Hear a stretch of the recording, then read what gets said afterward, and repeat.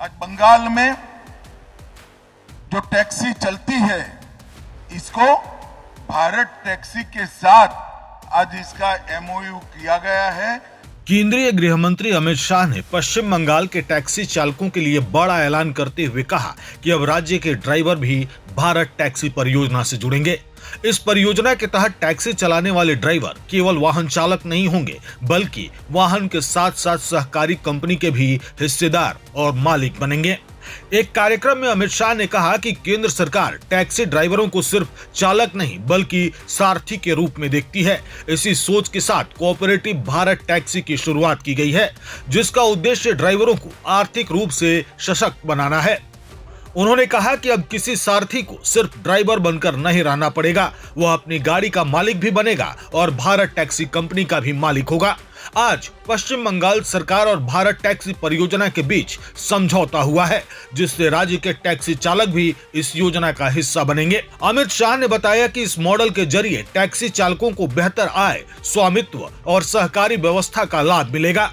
उनका कहना था कि यह योजना ड्राइवरों को बिचौलियों पर निर्भर रहने के बजाय आत्मनिर्भर बनाएगी और सहकारिता मॉडल को नई मजबूती देगी। कार्यक्रम के दौरान अमित शाह ने सहकारिता क्षेत्र की सेवाओं को डिजिटल और सरल बनाने के लिए एक नए पोर्टल का भी शुभारंभ किया।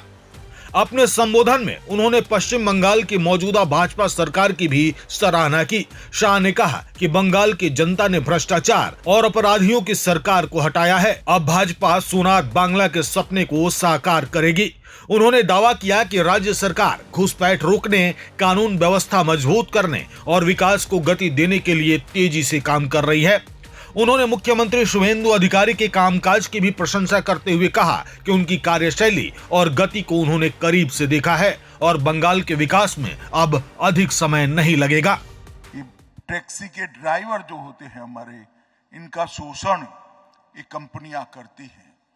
हमने टैक्सी ड्राइवर की जगह सारथी का कंसेप्ट लॉन्च किया है और सारथी को ही कंपनी का मालिक बनाकर एक कोऑपरेटिव भारत टैक्सी की स्थापना की है। आज बंगाल में जो टैक्सी चलती है, इसको भारत टैक्सी के साथ आज इसका एमओयू किया गया है और इससे भारत टैक्सी और बंगाल का प्रौद्योगिकी और इलेक्ट्रॉनिक विभाग, ये दो के बीच में जो एमओयू हुआ है, इससे बंगाल के किसी भी सारथी को टैक्सी ड्राइवर नहीं बनना पड़ेगा। वो अपनी गाड़ी का भी मालिक होगा और भारत टैक्सी कंपनी का भी मालिक होगा। मुनाफा सीधा उसके यहां से जाएगा।